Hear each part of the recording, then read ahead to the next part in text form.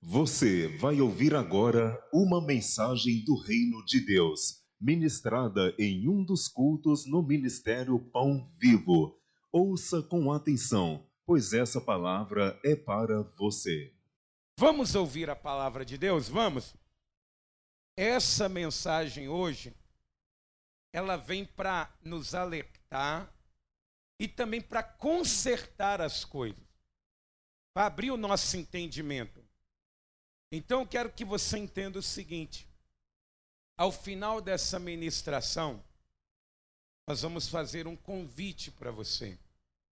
E se você, por menor que seja a circunstância que Deus venha falar com você, se você sentir a necessidade, vem diante do altar hoje. Ah, pastor, eu entrego a minha vida para o Senhor Jesus aqui mesmo. Não. Aquele que me negar diante dos homens, eu negarei diante do Pai que está no céu. Meus irmãos, a nossa confissão é pública. Nós não temos vergonha do Evangelho. Mas hoje, você só vai sair daqui para sofrer lá fora, se você quiser. Porque Deus, Ele tem algo muito importante para falar com todos nós. Você crê que Deus vai falar com você? Quem crê, diga glória a Deus. Evangelho de João, capítulo 2, versículo de número 18. Assim que você encontrar, diga glória a Deus. Diz assim a palavra do Senhor. Responderam, pois, os judeus e disseram-lhe: que sinal nos mostras para fazeres isso? Jesus respondeu e disse-lhes: derribai este templo e em 3 dias o levantarei. Olha que forte que Jesus ele está dizendo. Disseram, pois, os judeus: em 46 anos foi edificado este templo, e tu o levantarás em 3 dias. Mas ele falava do templo do seu corpo. Amém? Vou reler o texto novamente. Preste bastante atenção como essa passagem ela é forte e poderosa. Ó. Responderam, pois, os judeus e disseram-lhe: que sinal nos mostras para fazeres isso? E Jesus respondeu e disse-lhes: derribai este templo e em 3 dias o levantarei. Disseram, pois, os judeus: em 46 anos foi edificado este templo e tu o levantarás em 3 dias? Mas ele falava do templo do seu corpo. Amém? Você crê que essa palavra é de Deus? Você crê que esse enigma ele vai trazer luz para a nossa vida? Quem crê, diga glória a Deus. Então, eu vou ler apenas a resposta de Jesus. E você vai reler e vai repetir logo após a minha leitura. Derribai este templo, e em 3 dias o levantarei. Na hora que aqueles judeus, eles ouviram isso, sabe o que eles pensaram? Que pedreiro bom é esse, que em 3 dias edifica um templo? Eles não entenderam nada, e talvez diga assim: pastor, também não estou entendendo muita coisa. Mas o Espírito Santo, ele vai falar com todos nós aqui hoje. Então põe as 2 mãos assim na altura do coração. Querido Deus e soberano Pai, meu Deus, hoje é o dia de mudança. Hoje é dia de transformação e comunhão contigo. E é por isso, ó Deus, que eu te peço nessa hora, assuma o teu lugar, meu Deus, aqui neste púlpito, na tribuna. E comece, meu Deus, a falar com a tua própria voz ao coração da tua igreja. Que cada palavra, meu Deus, que sair deste altar, comece, meu Deus, a derrubar, meu Pai, aquilo, meu Deus, que está dentro de nós, que precisa ser derrubado. Mas também, meu Deus, assim como diz a tua palavra, edifica-nos hoje, Senhor, para a honra e glória do teu santo nome, não para sermos, meu Pai querido, lançados no lago de fogo e enxofre no final, mas que sejamos, ó Deus, restaurados pela tua presença. Então, meu Pai querido, desde já, comece, meu Deus, a falar com cada vida aqui presente, com cada pessoa que saiu do seu lar para estar aqui hoje, meu Pai. Que no nome de Jesus, que a caminhada dessa pessoa não venha a ser em vão, mas que muito pelo contrário, que tudo aqui que for ministrado seja para a honra e glória do Senhor, e que seja exaltado o teu santo nome, e que assim seja feito. Amém. E graças a Deus. Vamos aplaudir o nome do Senhor. Diga glória a Deus. E preste muita atenção, se for possível, não converse agora, para que o Espírito Santo, ele venha falar com você. Preste atenção, amados. Imagine você ir visitar os seus pais.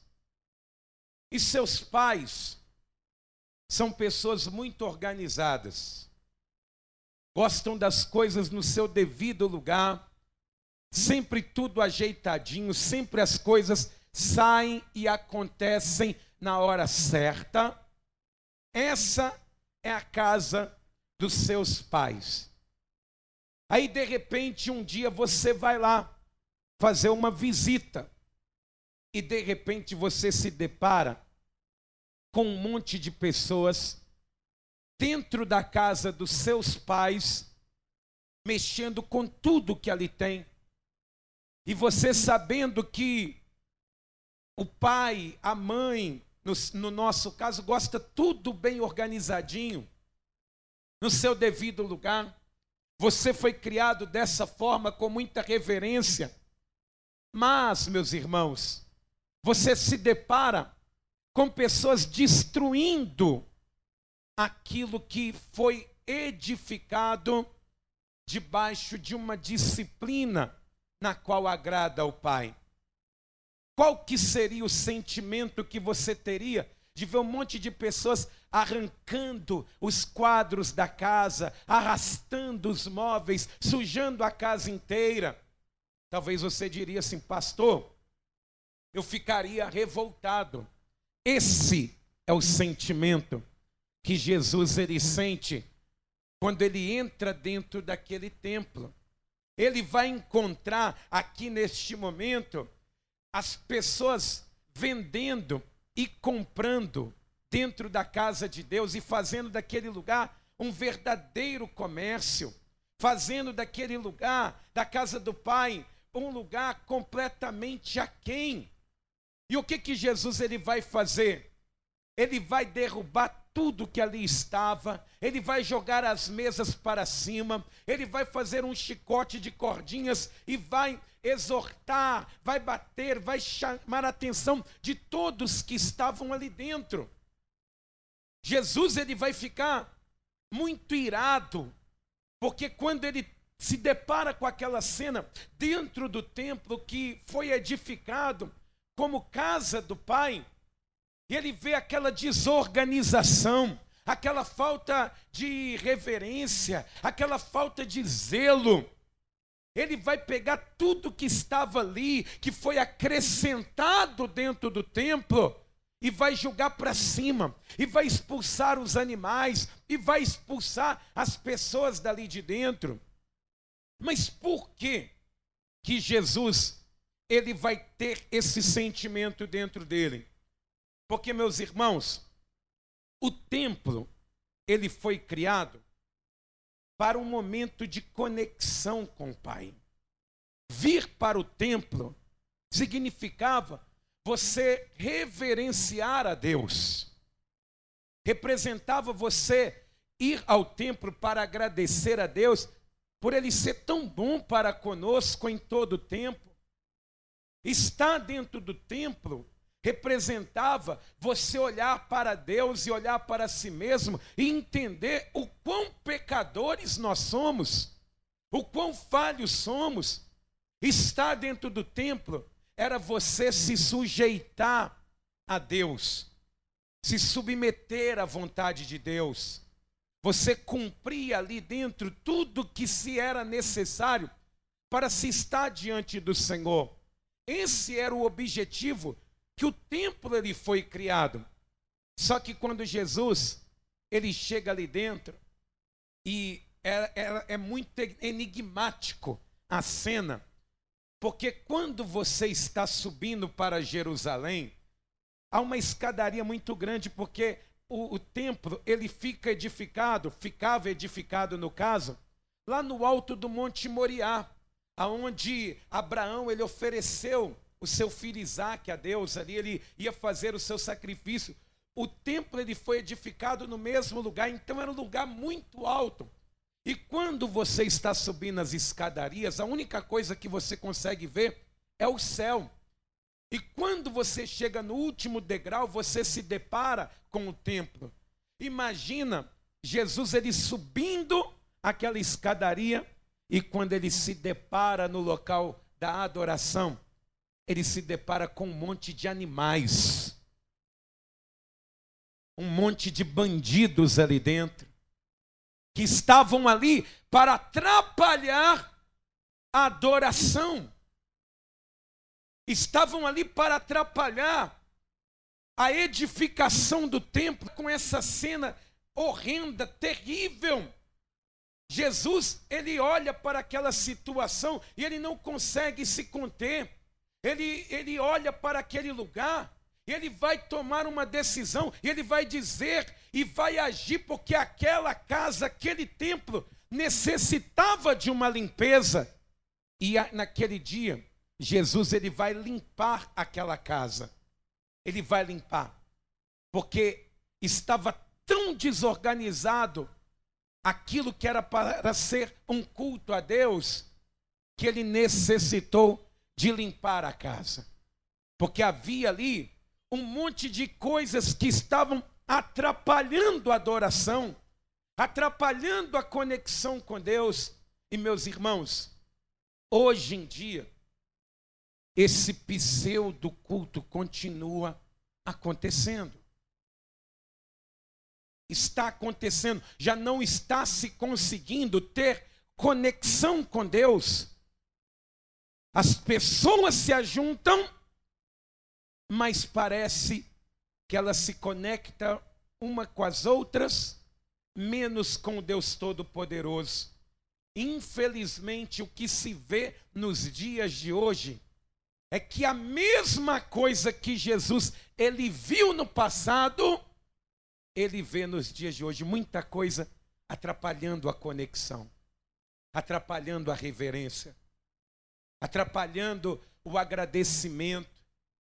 Nós estamos vivendo isso. E sabe qual que foi a consequência daquela falta de temor?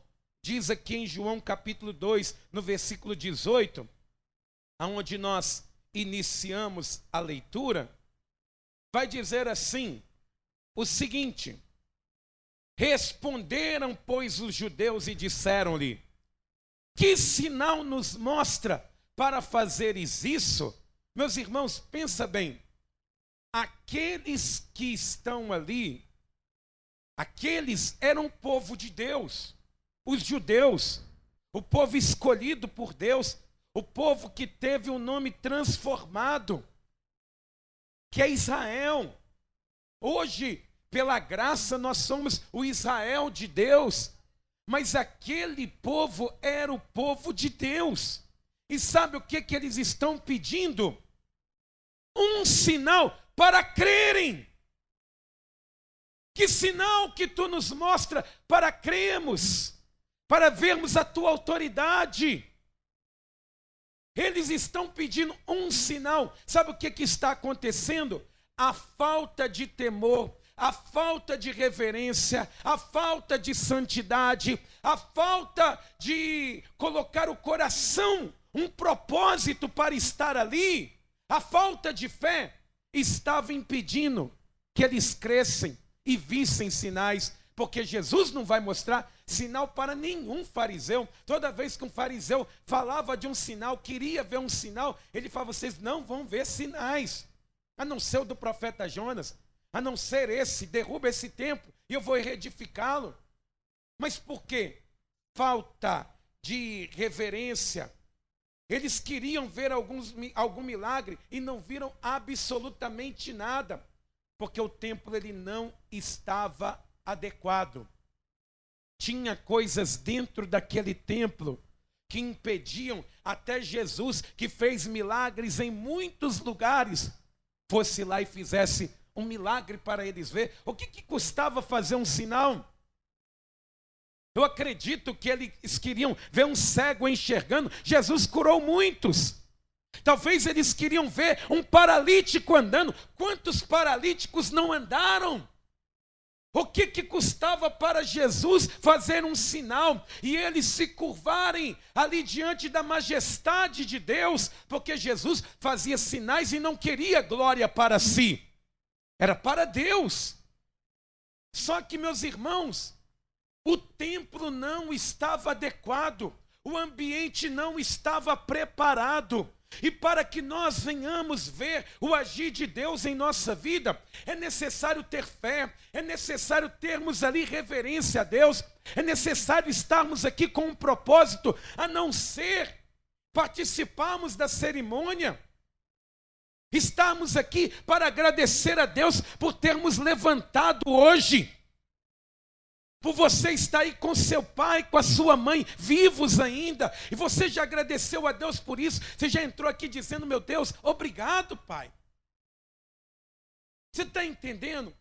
A falta de organização, o ambiente não estava preparado, e isso gerou um impedimento. E, meus irmãos, eu quero que você entenda o seguinte: enquanto não colocarmos para fora do templo o que desagrada a Deus, não veremos sinais.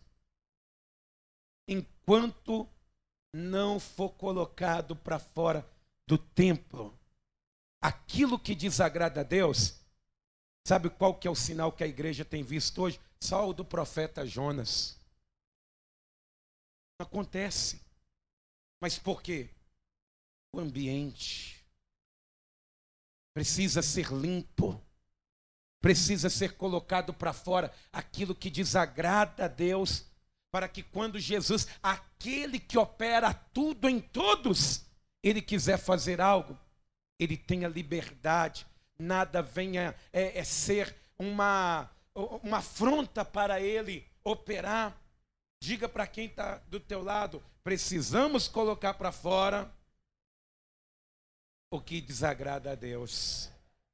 E Jesus, ele vai deixar claro aqui, ó, João 2,19. Aquele povo quer ver um sinal. Que sinal nos mostra para fazeres isso? Faz um milagre aqui que a gente crê. Mas Jesus respondeu e disse-lhes: derribai este templo e em 3 dias o levantarei. Eu imagino Jesus, ele fazendo assim, ó: derribai esse templo. Porque João, ele vai deixar claro que Jesus, ele falava não do templo, porque eles não entenderam. Eles falam: ó, esse templo para ser esticado até aqui, porque não é o primeiro templo que Salomão ele fez, porque foi destruído ali quando os babilônicos invadiram Jerusalém, ela ficou sitiada, o templo foi completamente destruído. Mas aí Esdras, Neemias, depois de Zorobabel, eles vão edificar novamente um templo um pouco mais simples. Aí Herodes, ele vai esticar e vai melhorar aquele templo ainda um pouco mais. Então, eles contam, desde que Herodes, ele fez ali uma pequena reforma, eles vão dizer, foi 46 anos para edificar esse templo. Jesus, ele está deixando claro que eles não veriam nenhum tipo de sinal. Ou seja, o único sinal que eles veriam, quando ele diz assim, que eu derrubem esse templo e eu o edificarei em 3 dias, o único sinal seria o da ressurreição. E muitas pessoas só vão ver esse sinal. Ô pastor, mas já não está bom ver esse sinal? Pois bem, mas esse sinal será visto em dois contextos diferentes. A igreja verá no arrebatamento. Contemplará Jesus Cristo nas nuvens, se encontrará com Ele no alto. Mas aqueles que não tiverem reverência, que não entenderem, verão o sinal da ressurreição no juízo final. Quando eles chegarem perto e verem que Jesus Cristo não é uma fábula, vão entender que Jesus Cristo, que a sua mãe, que o seu amigo prega para você, dizendo para você servir a Ele, não é mentira.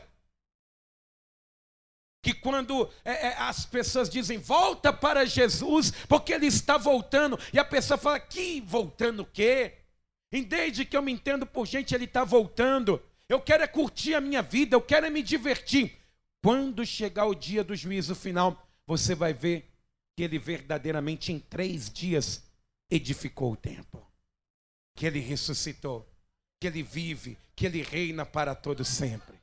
Agora a pergunta é, aonde que você vai ver esse sinal?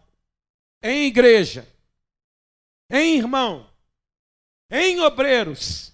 Aonde que você vai contemplar essa edificação de 3 dias? No arrebatamento da igreja ou no juízo final? Aonde que você verá? Porque essa decisão, ela depende de você. É você que precisa se decidir. Se você quer contemplar a Cristo no arrebatamento da igreja ou no juízo final. E eu digo para você uma coisa, está cada vez mais difícil, porque daqui a pouco tempo, o evangelho que salva não existirá mais. Não vai existir. É o que Amós ele disse. Que vai haver um tempo tão grande de fome e de sede, mas não fome de pão e sede de água, mas de ouvir as palavras do Senhor. As pessoas elas vão sair do Oriente ao Ocidente procurando e não encontrarão. Se nós formos contextualizar, a pessoa ela vai sair lá de Sarzedo e vai falar, eu queria ir não à igreja. Deixa eu ver se está pregando a palavra de Deus. Aí vai ver uma boate ali dentro ali.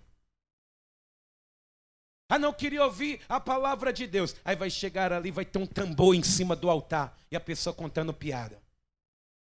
Não vai ouvir. A fome, ela já está acontecendo. E as pessoas não estão percebendo. Cada dia, o evangelho que salva está entrando em extinção. O confronto, daqui a um dia não vai poder confrontar o pecado. Os pregadores já estão substituindo. Nós não somos mais pecadores, não, nós temos problema. Está acabando, está minguando. Daqui a uns dias as pessoas falam, não é pecado não, é problema. O alcoolismo não é pecado, não é problema. O homossexualismo não é pecado, não é problema. Estão substituindo. E esse evangelho ralo, barato, não salva ninguém. Porque Jesus não está no meio disso. Se a casa não estiver adequada, ele não entra. Ele foi deixado do lado de fora. Eis que estou à porta e bato. Esqueceram Jesus do lado de fora. Estão cultuando a si mesmo. Nós temos que entender, o evangelho que salva está entrando em extinção. Meus irmãos, eu quero dar um exemplo para você que desde que o evangelho ele foi iniciado, ele sofre sanções. Ele sofre isso. E você sabe muito bem que João Batista, ele veio abrindo o caminho para Jesus.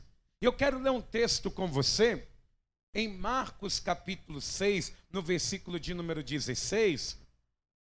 João Batista, ele tinha um modo bem peculiar de pregar a palavra. Ele exortava com muita firmeza. E ele usava exemplos que às vezes ofendiam os ouvintes, porque eles não conseguiam entender o quão ruim eles eram. E diz aqui, por causa disso, olha o que diz em Marcos capítulo 6, no versículo 16. João Batista, ele já está morto nessa altura. Mas aqui vai ser revelado o que aconteceu. Diz aqui, em Marcos capítulo 6, versículo 16, diz assim: Herodes, porém, ouvindo isso, disse: Este é João que mandei degolar, ressuscitou dos mortos. Porque Jesus estava tendo uma fama tão grande que alguns diziam que ele era João Batista ressuscitado, mas não era. Versículo 17: Porquanto o mesmo Herodes mandara prender a João e encerrá-lo, amarrado no cárcere, por causa de Herodias, mulher de Filipe, seu irmão, porquanto tinha casado com ela. Pois João dizia a Herodes: Não te é lícito possuir a mulher de teu irmão. E Herodias o espiava e queria matá-lo, mas não podia, porque Herodes temia João, sabendo que era varão justo e santo, e guardava-o com segurança, e fazia muitas coisas, atendendo-o e de boa vontade o ouvia. E chegando uma ocasião favorável, em que Herodes, no dia do seu aniversário, dava uma ceia aos grandes e tribunos e príncipes da Galileia, entrou a filha da mesma Herodias e dançou e agradou a Herodes e aos que estavam com ele à mesa. Disse então o rei à jovem: Pede-me o que quiseres e eu te darei. E jurou-lhe dizendo: Tudo o que me pedires te darei, até metade do meu reino. E saindo ela perguntou a sua mãe: Que pedirei? E ela disse: A cabeça de João Batista. E entrando apressadamente pediu ao rei dizendo: Quero que imediatamente me des num prato a cabeça de João Batista. E o rei entristeceu-se muito, todavia, por causa do juramento e dos que estavam com ele à mesa, não lhe quis negar. E enviando logo o rei o executou, mandou-lhe que lhe trouxessem ali a cabeça de João. E ele foi e degolou-o na prisão. E trouxe a cabeça num prato e deu-a à jovem, e esta deu à sua mãe. Amém? Amados irmãos, olha que terrível, olha que terrível. Sabe o porquê que João Batista ele foi morto? Por querer limpar o templo. Por querer limpar o templo. Pastor, não, você está confundindo. Porque quem limpou o templo nós ouvimos que foi Jesus. Mas João queria limpar este templo. Ele queria limpar o homem dos seus pecados. Ele queria limpar o homem das suas mazelas. E nós somos um templo. Diga, eu sou um templo. Olha só o que diz em 1 Coríntios capítulo 6, no versículo 19. 1 Coríntios capítulo 6, no versículo de número 19. Paulo ele vai dizer aqui para os irmãos da igreja de Corinto o seguinte, diz assim,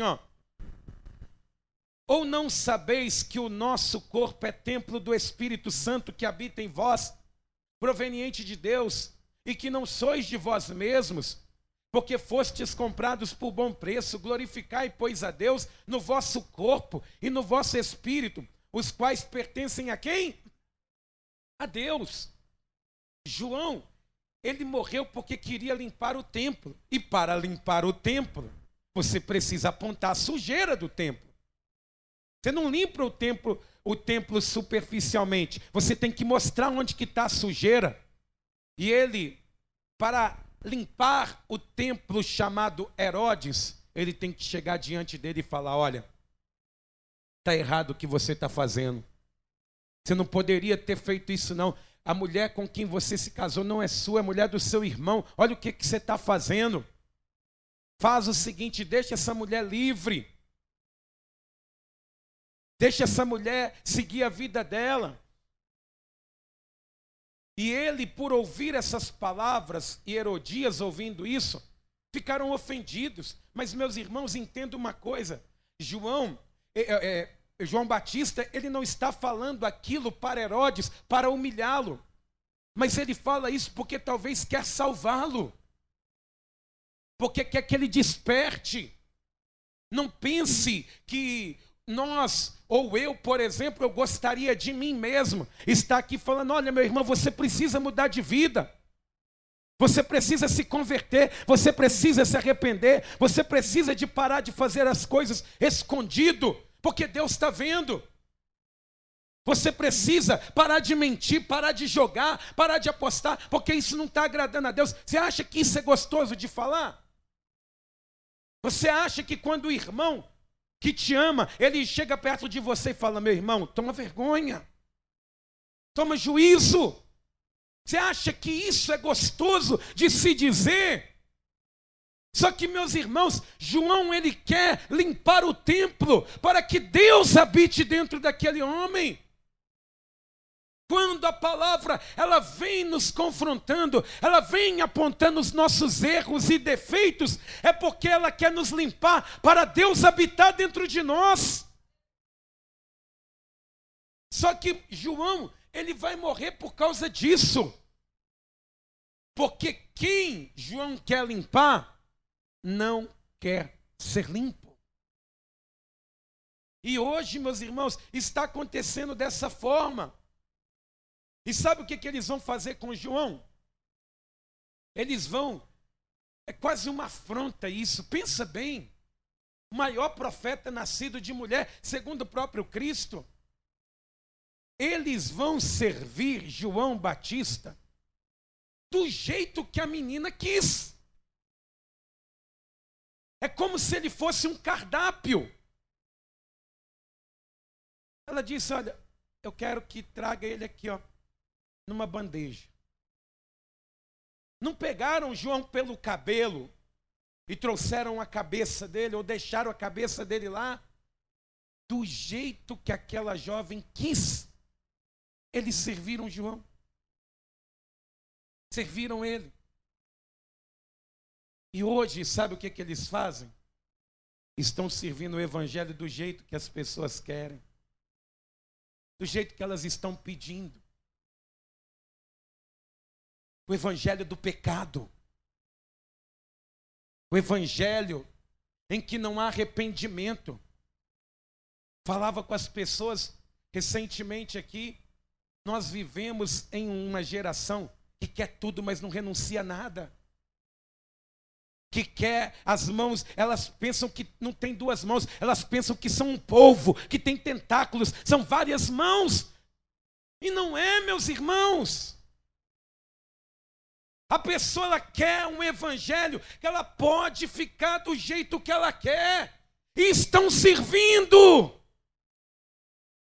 Estão trazendo na bandeja o cardápio. Do jeito que a pessoa quer. Se ela dissesse assim, põe uma maçã na boca de João Batista, eles teriam colocado. Porque aquele homem disse, pede o que você quiser que eu vou te dar. E meus irmãos, para mim é uma vergonha saber que tem pessoas dizendo isso. Venha, porque do jeito que você quiser você vai encontrar. As pessoas não estão entendendo o porquê que os sinais sumiram. É porque o templo não está adequado. Tem um cardápio dentro da igreja que faz você se sentir um pecador confortável. Meus irmãos, você tem que ouvir a palavra de Deus. E a palavra do Senhor, ela tem que te incomodar. Você tem que ter mesmo vontade de sumir, mas Deus não vai deixar você sair daqui, porque Ele quer te salvar. A palavra, ela vai limpando, mas aquele que precisa ser limpo, tem que querer ser limpo. Do jeito que essa mulher, ela quis. Ó, traz ele para mim em uma bandeja. Eles serviram João do jeito que ela quis. O que você está procurando aqui, hein? O que você que está aqui nessa manhã veio procurar? O que você veio enxergar aqui? Veio ver um homem pregando a palavra de Deus? O que você veio buscar? Você tem que colocar propósito nos seus passos, propósito na sua caminhada. Tem que ter um objetivo, tem que ter uma razão. Por que você está aqui? Aqui não tem cardápio. E meus irmãos, eu vou te dizer mais ainda. Se as pessoas elas pudessem, elas serviriam Jesus, porque elas tentam fazer isso com Jesus, fizeram com João Batista. Vamos servir Jesus também. Vamos servir Ele do jeito que as pessoas querem. Vamos servir Ele do jeito que elas aceitam. Igual às vezes nós vemos, meus irmãos, isso chega a dar nojo. As pessoas falando, não, eu acho que Jesus, Ele não é assim. Quem sou eu para achar alguma coisa, meu irmão? Estava mais perdido que segue em tiroteio. Mais atolado num lamaçal que não dava nem para respirar. Quem sou eu para achar? As pessoas estão achando muita coisa. Você talvez está achando muita coisa. É por isso que esse pecado que está aí oculto, doméstico, ele não vai embora. Porque para você, Deus aceita isso e não é, meus irmãos.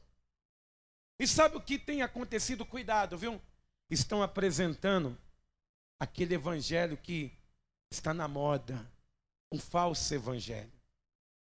Um Jesus mais underground. Jesus mais extrovertido. Estão apresentando isso.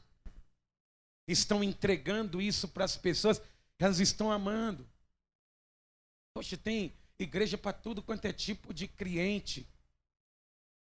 Igreja dos maconheiros, dos cachaceiros. Eu já mostrei tudo isso aqui em telão, não vou me prolongar e me ater nisso. De homossexuais. Pensa bem. É pecado ainda. Desagrada a Deus. Claro que eu amo as pessoas que têm esse comportamento, mas a prática eu não posso aceitar com alegria no meu coração e achar que aquilo é certo. Poxa, meus irmãos, eles estão tentando servir Jesus numa bandeja. Mas eles conseguiriam servir a Ele se conseguissem matá-lo.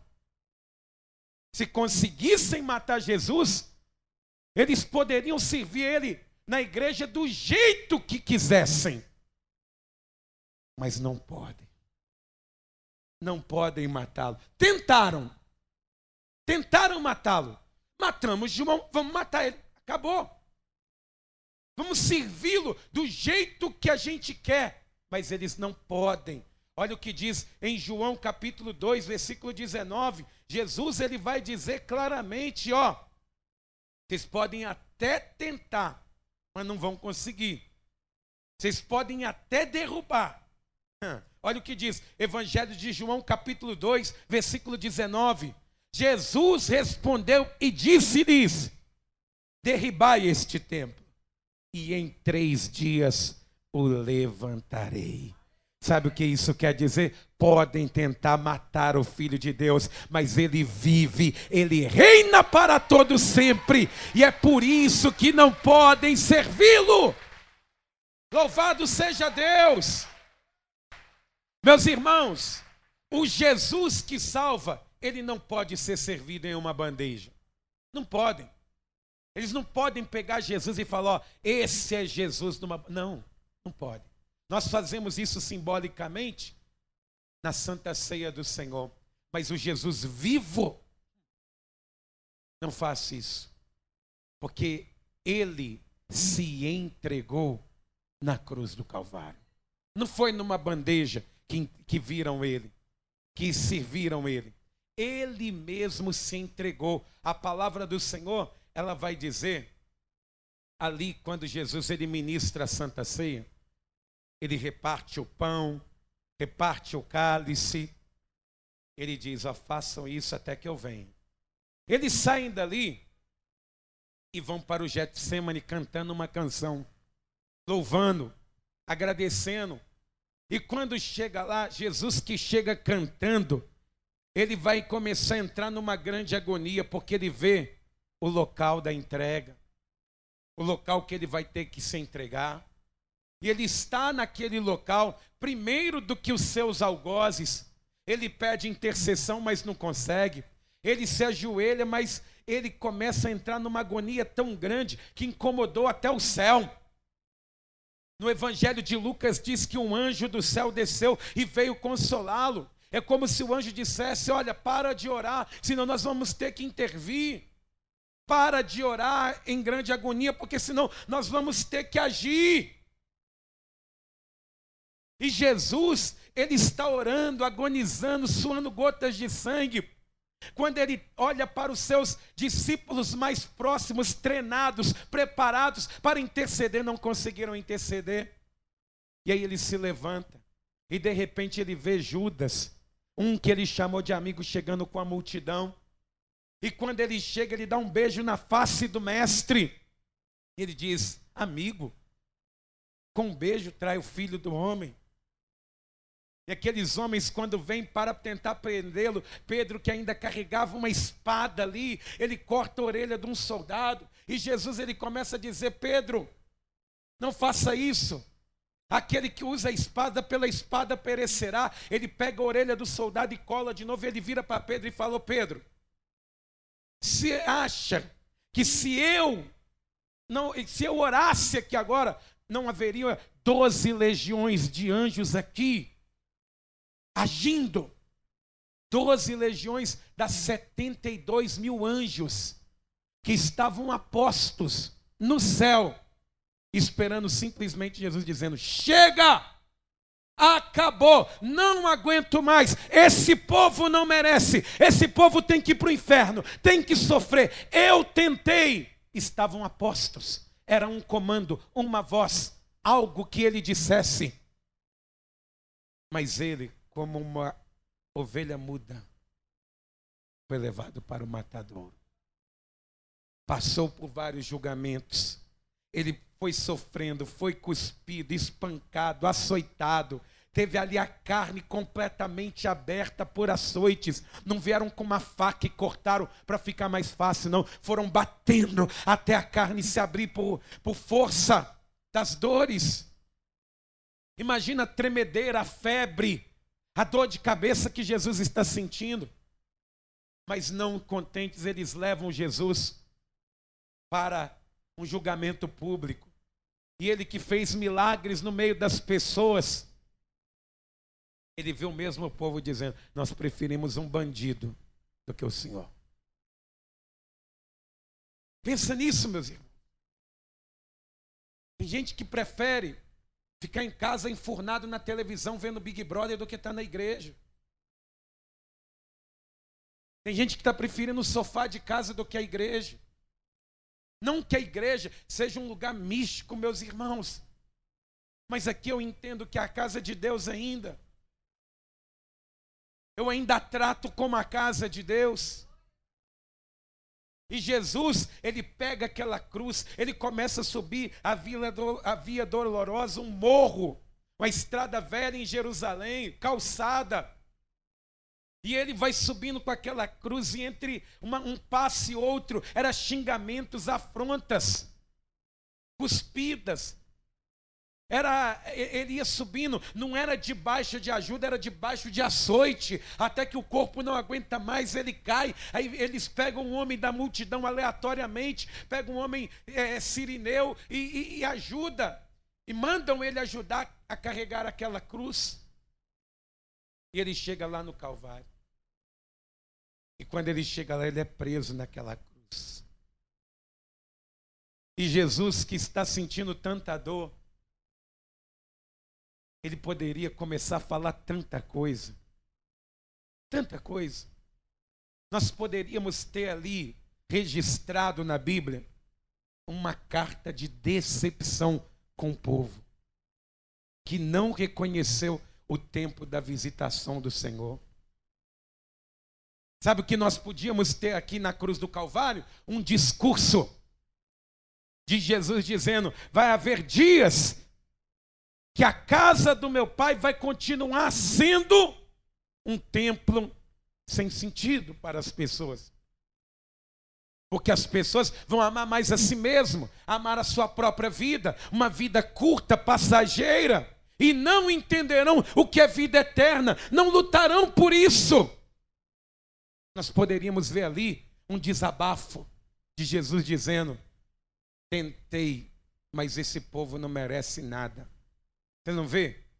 Quando você olha para as roubalheiras aqui, a gente tem mania de dizer: isso é o Brasil. O Brasil não tem jeito. Podia ter um desabafo aqui dizendo: o ser humano tem jeito. Mas não é isso que nós vemos. Nós vemos um Jesus que não foi servido numa bandeja, mas ele se entregou, ele se serviu.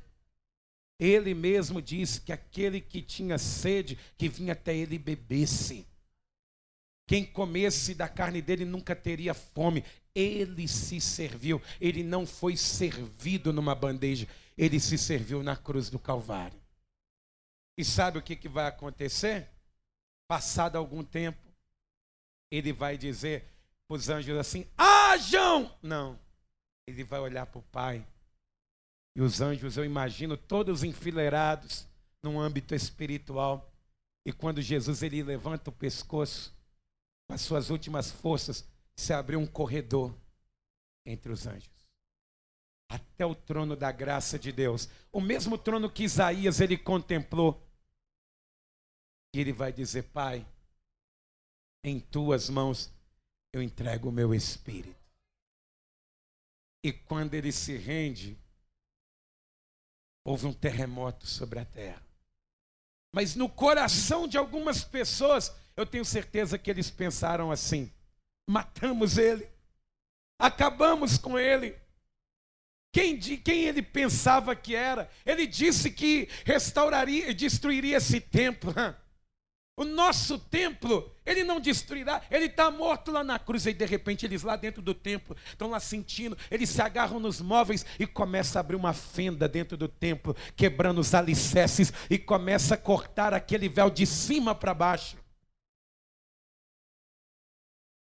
Mas mesmo assim, eles saem dali, eles não querem ser limpos, eles não querem, eles declaram: não matamos ele, é um charlatão. Só que, meus irmãos, ele disse assim: derrubem esse templo, que em 3 dias eu o edificarei. Eles não poderiam servir Jesus, porque no 3º dia, aquele que eles pensaram que eles tinham matado, tinham vencido, tinham destruído, colocaram até cimento na pedra com medo de um cadáver, mas não era um cadáver. Diz que naquela manhã de domingo, bem cedinho, meus irmãos, aquela pedra que era pesada, ela foi lançada longe. E o sol da justiça nasceu dentro daquele sepulcro. E o Filho de Deus, que para muitos estava morto, ele se levanta ao 3º dia, edificado e de pé para a glória de Deus Pai. Aleluia! Mas por que isso aconteceu? Porque Jesus, ele não está no cardápio. Ele não está no cardápio do mundo. Ele não está no cardápio do falso evangelho. Você vai encontrar de tudo, menos Jesus. Eles vão falar assim: está em falta Jesus. Porque ele não está no cardápio. Porque se ele tivesse morto, ele estaria. Mas ele não está. Um dia, em João 11:25, Jesus que ressuscitou por você, diga para quem está do teu lado: ele ressuscitou por você. Olha o que ele vai dizer em João 11:25. Eu sou a ressurreição e a vida. Ele não vai dizer: eu sou a morte e a vida. Ele não vai dizer: eu sou ressurreição e morte. Ele vai dizer: eu sou ressurreição e vida. A morte não passa nem perto dele. Mas ele vai dizer para você, Porque ele ressuscitou foi por você. Aquele que crê em mim, ainda que esteja morto. Oh,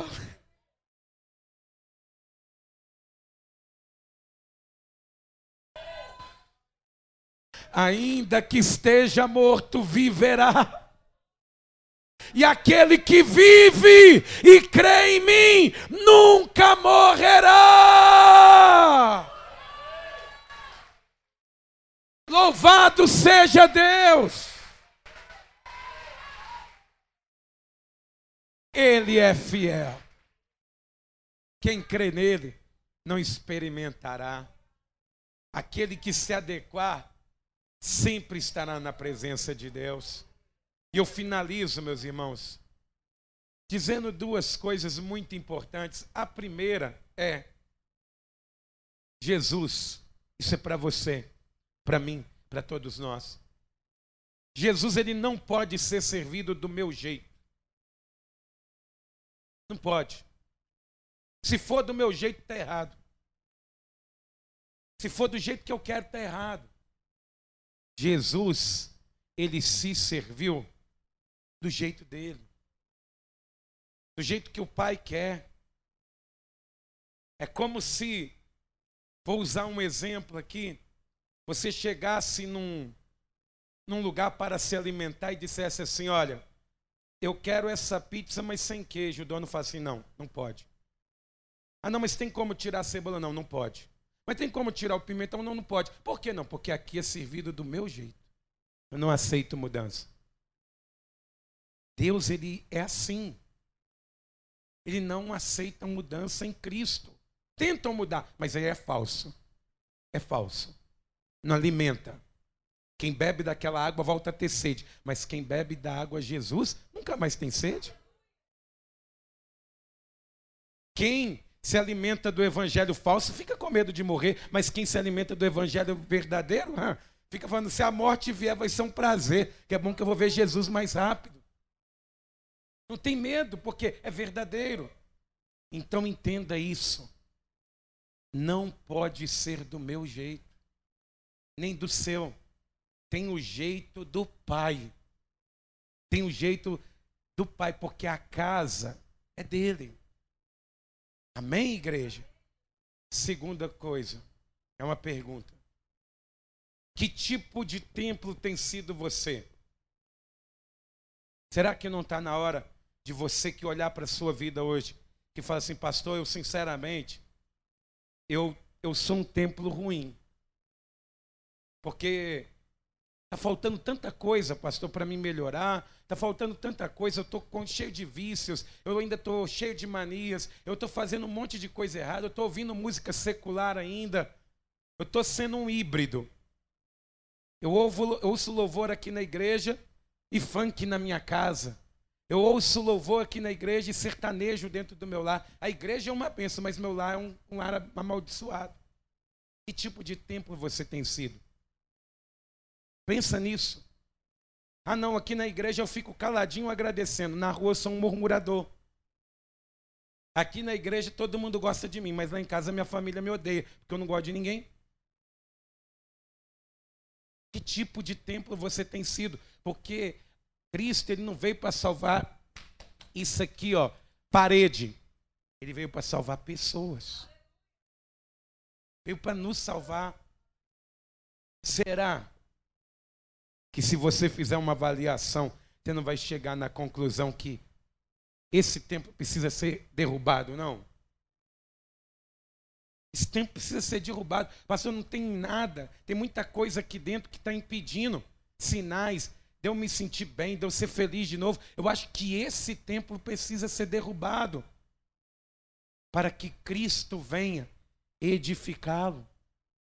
Porque quando você fala com Deus assim: Senhor, derruba essas muralhas do meu coração, Ele derruba, mas na mesma hora Ele vem edificando. Pastor, mas demora muito tempo? Depende. Para Deus, não.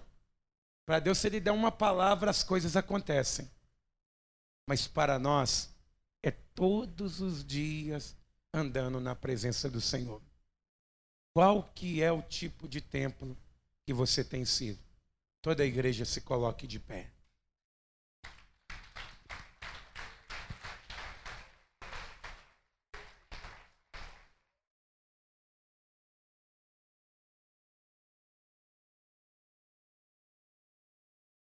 Põe a mão assim na altura do teu coração. Feche os seus olhos e eleve o teu pensamento a Deus. Porque você só vai sair daqui hoje se você quiser sair para sofrer. Para ter uma vida vazia, sem sabor, sem alegria. É uma decisão que nós tomamos. É uma decisão que nós perpetuamos em cima dela. Meus irmãos, não pode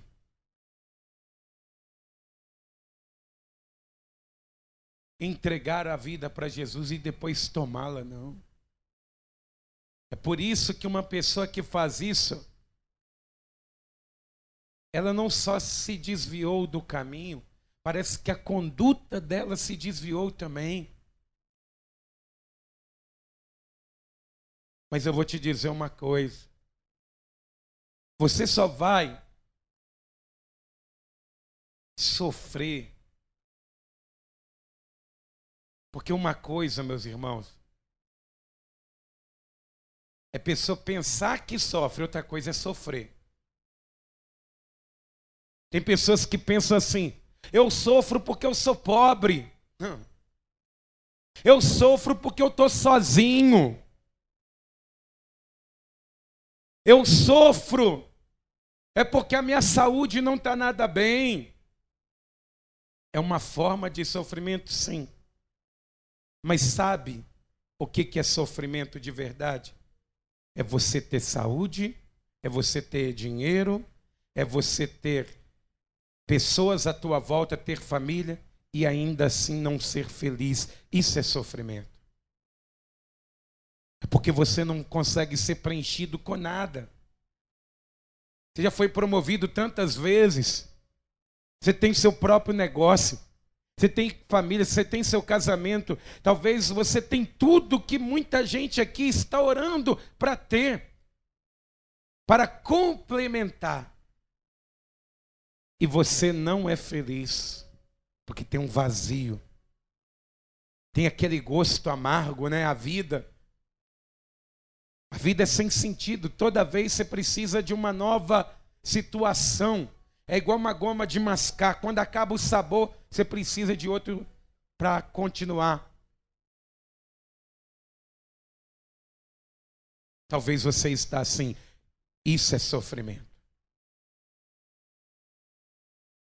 Porque uma vida sem Jesus é uma vida triste. Pastor, mas o problema é que eu até fui aí cristão um tempo. Até entreguei minha vida para Jesus, mas chegou um tempo que eu me afastei. Talvez você foi servido um Jesus falso.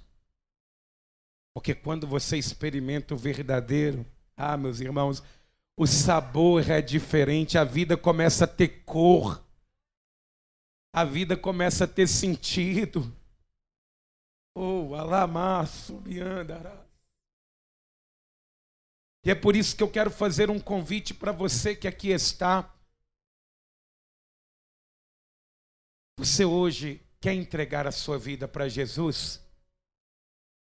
Você está sem força, você está sem alegria, você não tem prazer. Talvez você tenha andado da maneira que as pessoas estão fazendo hoje, pensando em se matar. Você tem se cortado e escondido com estilete para tentar ter algum tipo de prazer. Talvez você tenha injetado seringas no seu corpo, usado entorpecentes. Mas a verdadeira alegria ela não está no fundo de uma garrafa, não está na ponta de uma seringa, não está na morte. Ela está quando você encontra a verdadeira vida, que é Jesus Cristo. Derruba esse templo que eu edificarei em 3 dias. Hoje você pode derrubar esse templo.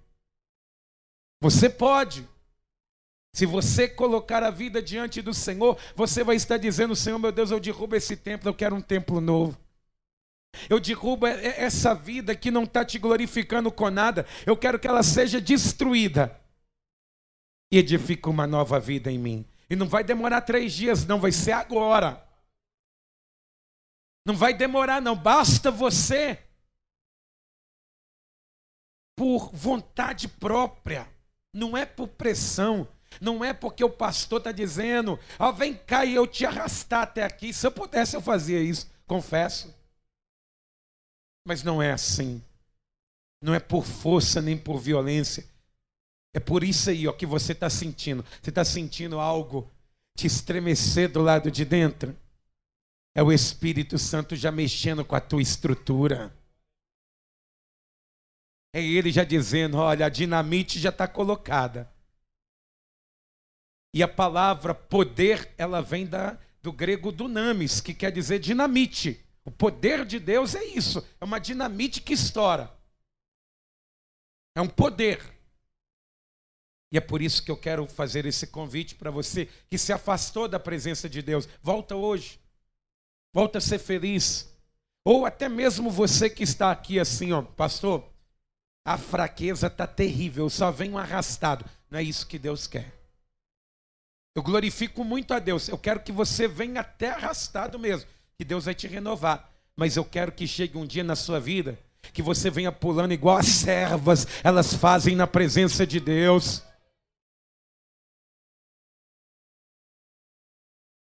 Amém? Quantos aqui hoje querem entregar a vida para Jesus, voltar para os caminhos do Senhor, ou se fortalecer na presença de Deus? Você que quer, para todos, saia do teu lugar e venha aqui na frente, que eu quero orar por você. Pastor, eu preciso derrubar esse templo. É só na presença de Deus. É só na presença de Deus. Deus falou com você, então vem. Vem falar com o Senhor. Meu Deus, eu quero um novo templo, eu quero ser um templo edificado para a tua glória. Vem, não importa quanto tempo você tem de igreja, não importa se você está sentindo a necessidade e quer honrar mais a Deus com a sua vida, vem. Oh, glória a Deus, vamos aplaudir, igreja. Vamos aplaudir mais e mais o Senhor. Você só vai sair daqui para sofrer lá na sua casa, se você quiser. Você só vai sair daqui para ficar chorando lá na sua casa, murmurando, se você quiser. Vem para Deus hoje. Vem falar com Deus: Senhor, esse templo é até bonito, mas precisa ser edificado. Porque se ele for edificado, hoje será do jeito que Deus quer. Porque, meus irmãos, quando nós abrimos mão das nossas próprias vontades, nós recebemos a vontade de Deus. Talvez você precisa fazer isso. Vem para Jesus hoje. Você que está dizendo que você que não tem força para orar em casa, que você vai sair daqui hoje com a mesma falta de força. Você que está desanimado, você vai sair daqui desanimado. Não faz isso não. Vem para Jesus. Vem para Jesus. Ele não está no cardápio da terra, não. Ele é o pão vivo que desceu, foi do céu. Louvado seja Deus. Que coisa linda. Que bênção. E a minha maior alegria é saber que você, que já é servo de Deus, acredita que ainda pode melhorar. Isso é maravilhoso, isso é sublime. Isso é Deus agindo. É Deus mostrando que no nosso coração não tem soberba, não tem jactância. Se ajoelhar não é vergonha, se ajoelhar é dependência. Vocês que estão aqui diante do altar, põe a mão na altura do coração. Você que está no teu lugar, está de pé mesmo? Cuida para não cair. Se você está caído, vem. Em nome de Jesus. Em nome de Jesus. Se você está caído, travado, abatido, vem, porque Jesus, ele te chama. Ele quer edificar esse templo aí, ó. Ele quer edificar agora. Mas é você que tem que dizer: eu derrubo ele para ser edificado. Você que está de pé, põe a mão na altura do coração também. Deixa eu orar por vocês com toda a humildade do meu coração. Porque eu sei quantas vezes eu tive que correr para o altar, para a graça de Deus, para hoje estar de pé. Eu sei quantas vezes eu tive que correr para Jesus. Querido Deus e soberano Pai. Oh Deus maravilhoso. Hoje é dia de festa, Pai. É dia de festa porque ainda o Teu Espírito Santo está conduzindo o verdadeiro evangelho aos corações. E é por isso, meu Deus, que eu te peço, Pai. Olha quanta gente aqui diante do Teu altar. Quantas lágrimas estão sendo derramadas aqui, meu Deus. E não são lágrimas de falsidade, não. São pessoas genuinamente, meu Deus, que querem trocar esse templo, meu Pai, que talvez o Senhor não tenha respondido mais. Essa pessoa ela tem se sentido tão vazia, meu Pai. Ela tem se sentido tão abatida, Deus. Às vezes se sentido até abandonada. E é por isso, meu Deus, que aqui diante do Teu altar, como água, nós nos derramamos perante Ti. Nós quebramos, meu Deus, as muralhas do nosso querer.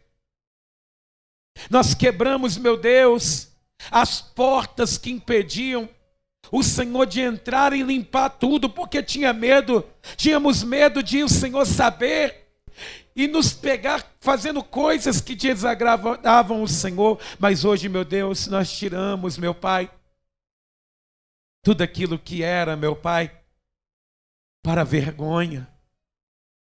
Oh, Senhor, quantas vezes nós não fomos um templo, meu Deus, envergonhado, um templo vazio. Mas, meu Pai, eu te peço aqui agora, edifica um templo novo na vida dessa pessoa. Edifica um servo de Deus de verdade. Edifica um morador do céu na vida desse teu filho e dessa tua filha. Oh, Espírito Santo de Deus, vai construindo essa obra. Vai fazendo, meu Deus, com que seja, meu Pai, a nossa vida um local de adoração. Que a nossa vida, meu Deus, seja para Te exaltar. Que nós, meu Deus, venhamos verdadeiramente, meu Pai, Estamos com a vida voltada para Ti. Meu Deus, se alguém se ajoelhou aqui, meu Pai, com algum tipo de vício, com algum tipo, meu Pai, de comportamento, meu Deus, em nome de Jesus agora, quebra, meu Pai querido, todo contato com o inimigo, quebra toda corrente, todo mal, meu Pai, oh, em nome de Jesus, ó Pai, vem fazendo, meu Deus, a Tua obra, venha fazendo, meu Deus, uma obra nova dentro de cada um de nós, em o nome de Jesus, ó Deus, em o nome de Jesus, meu Pai, que a mesma porta, meu Deus, que o inimigo ele entrou um dia em nossa vida, ele saia e nunca mais volte. Oh Senhor, faz tudo novo, meu Deus. Oriandarabassuriandarás. Isso, Senhor Jesus, batiza de novo com o Teu Espírito Santo, se for necessário. Nos imerge novamente no sangue novamente, ó Pai, nos levante, meu Deus.